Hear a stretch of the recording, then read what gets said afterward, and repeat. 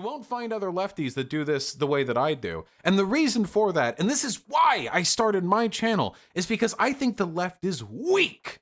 It's weak because we're divided on so many issues. It's weak because so many of the ideas we have are completely either easily disproven or unfalsifiable. I want us to coalesce around simple core ideas that we can work together on, that are irrefutably fact-based, that are driven by data, that everyone can be pulled over on. That's why I focus so hard on worker co-ops. Worker co-ops are empirically defensible. I can use historical examples from the United States of America to defend the idea of removing like unjust property relations. They are proven, at least in many circumstances, to be more economically efficient. I can draw relationships between it and like the democratic values this country was founded on.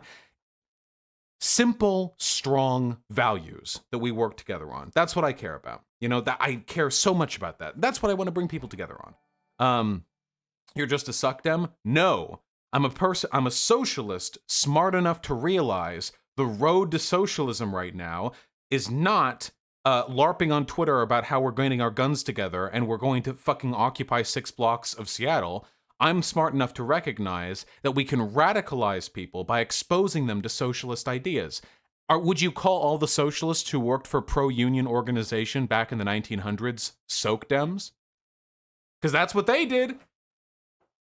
Excluding today, the most active period of socialist organization in the history of this country was during the turn of the 20th century, and a lot of it was brought about by socialists and anarchists working on pro-union organizing and on workplace concessions that they meted out from the government. And that moved people over to socialism. You gotta work within people's field of view.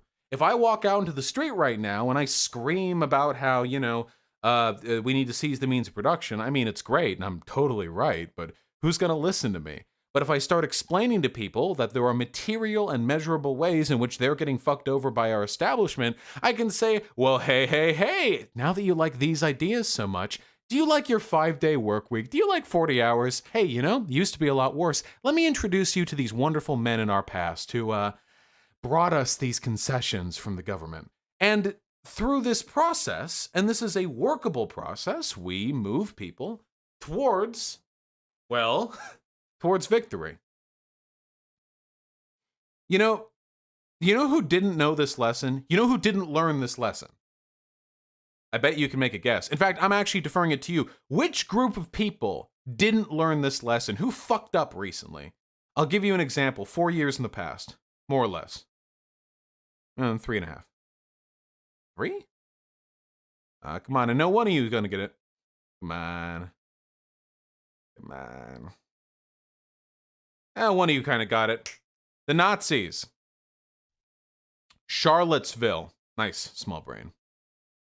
Charlottesville was supposed to be the big moment for the alt-right in America. Unite the Right rally.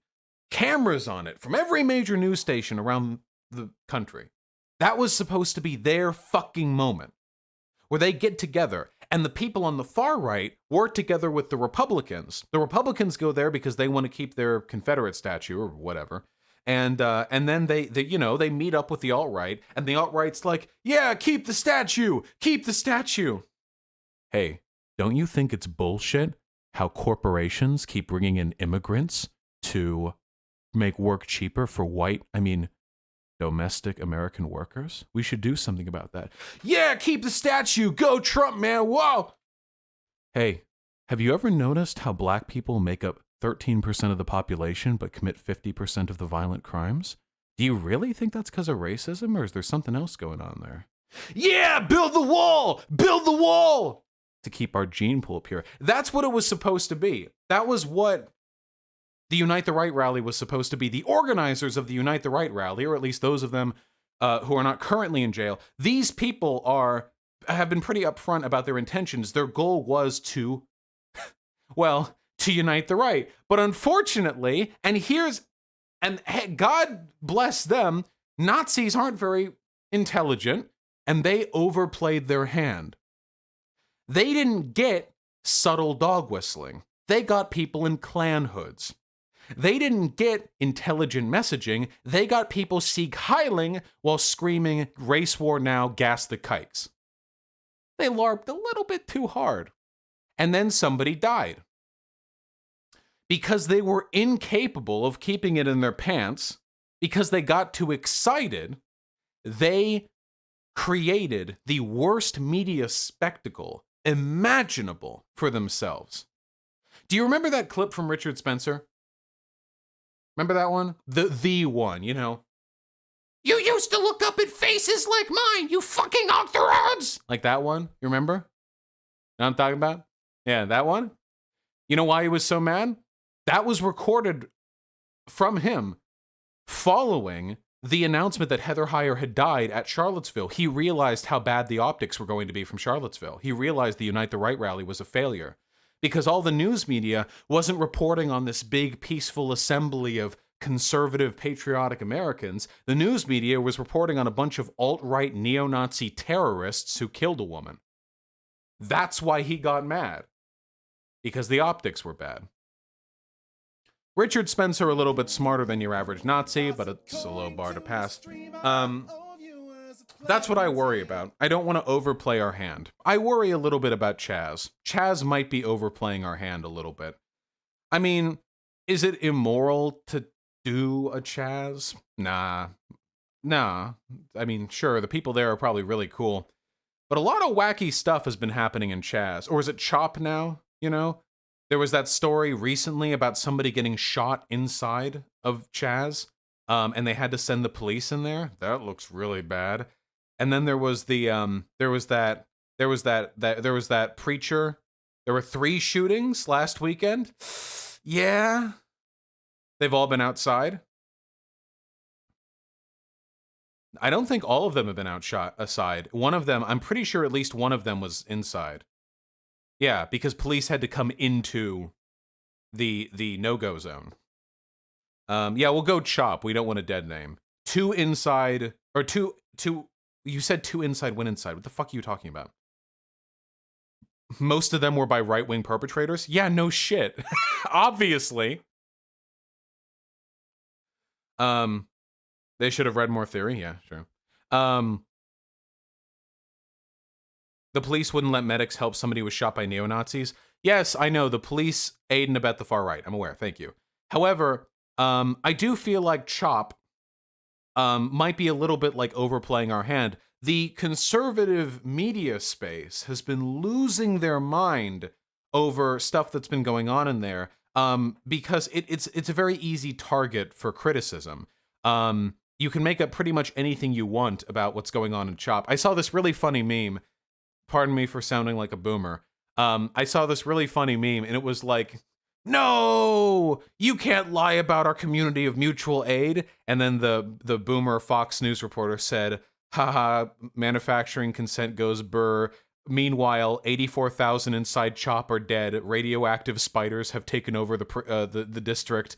The irradiated zone will no longer be trespassable for years to come, or something like that, you know? Because you can make up anything about Chop. You can make up anything about. I could make something up right now. You can't disprove it. Watch this. This is what happens in an area like that, you know? Like right now, currently, presently, at this moment, the Pope visited Chop, and they mugged the Pope. He came in his little Pope mobile, and they mugged the Pope. Catholics all around the world are condemning Chop. You don't know if it's true. You don't know. You don't know. You don't know. You don't know. You have no way of disproving this. Fuck the Pope. Yeah. I worry. I worry a little bit, you know? Based as hell, though. Listen, I can neither confirm nor deny whether or not mugging the Pope would or would not be a moral action, you know?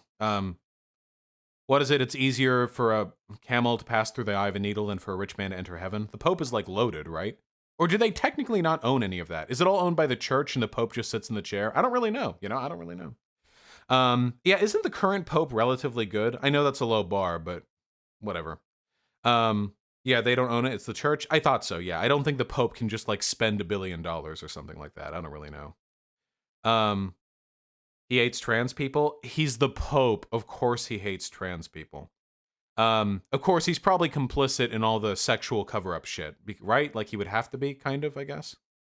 Man, what would you even do if you're the Pope? Imagine becoming the Pope and you're like, time to deal with this shit. How many pedophiles do we have in our... Oh, 300,000?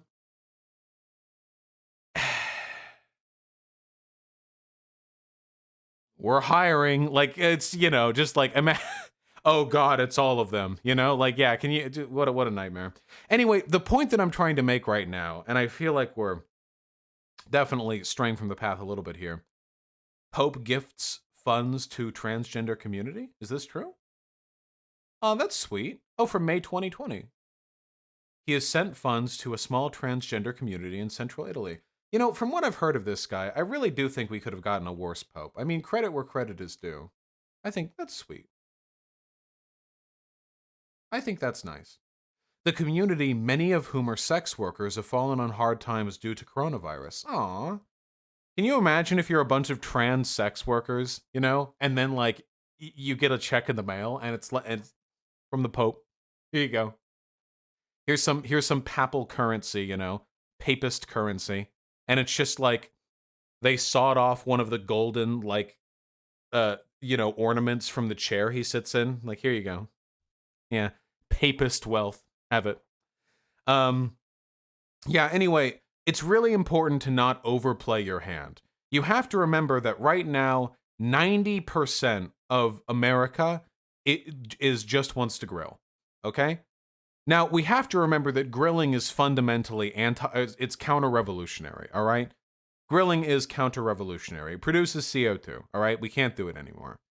That's what it is. It's counter-revolutionary. So, we need to get people off their grills. The problem is, people like grilling. And what we want to do, when we see the average American grilling, the average American, they're just flipping burgers,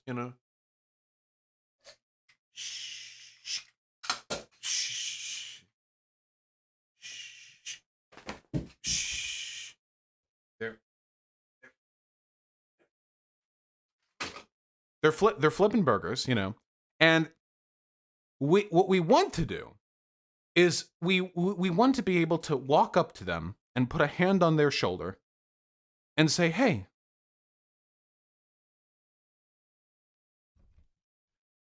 this world limits your grilling.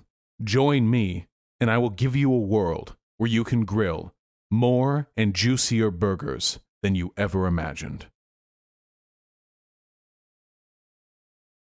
The dysfunctional relations of class prohibit you from dedicating your time and energy to the art of grilling.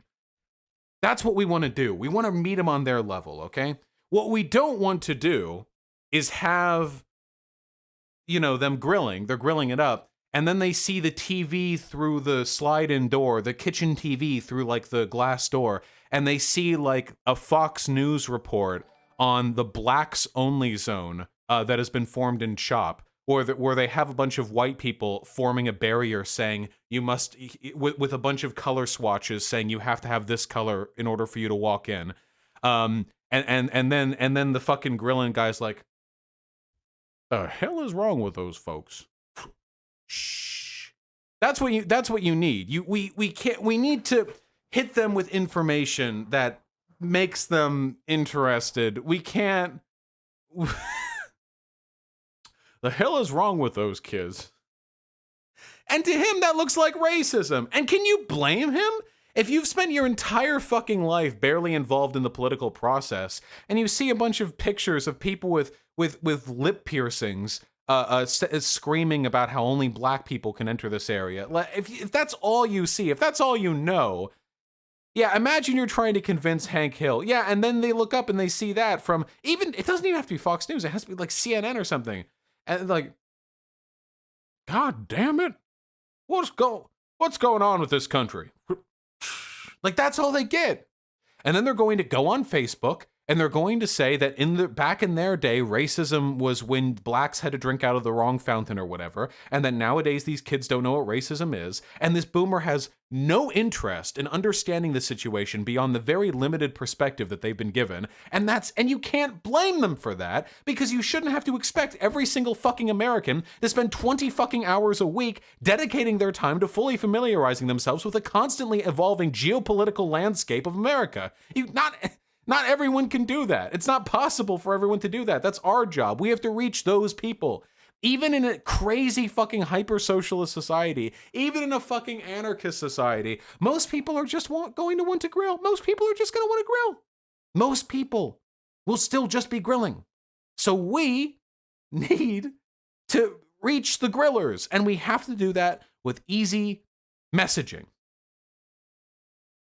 Easy messaging.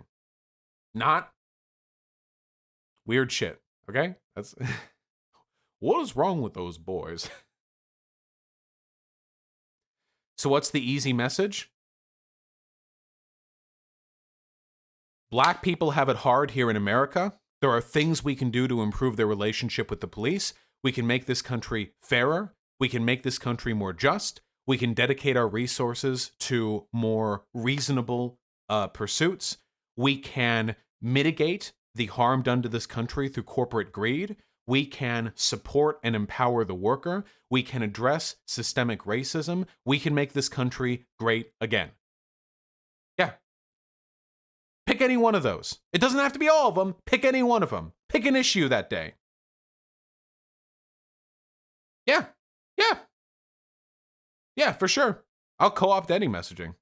And if they say there's no systemic racism, say, that's great. Then we're just going to improve things for everyone. We're not trying to help black people when we reform the police. We're trying to help everyone. Did you know that police shootings in America are far more likely or far more disproportionate than police shootings in other countries? It's not just black people. Why don't we just help the police for everyone? Well, the police do nothing wrong. Okay, well, here's some simple data. Don't you think maybe we should at least not have police going to do fucking parole checkups? Or getting sent to fucking rescue cats out of trees? Maybe we should have another group of people we can refer to. There's always a simple answer. What if they say black people already get handouts? Then say we're not giving them any more handouts, because we're not giving them any more handouts. Does investing in their communities not benefit them in the long term? Does that not make it more likely we won't have to give them handouts in the future? There is always an out. There is always an out. What we do online is not real politics. Right now, my job is to convince other people who are already politically engaged. Real politics is convincing people who are not politically engaged. That is the magic of politics. That is the secret. What I do is easy. People come to me already caring about politics, and I share with them ideas, but my ability to convince them is contingent upon their belief that it is worthwhile for them to spend their time investigating the truthfulness of my claim. If there are people who don't give a fuck, those are the people, and those are most people, who need to be convinced. That's the tough part. And as for how to convince those people, well, you have to think about optics.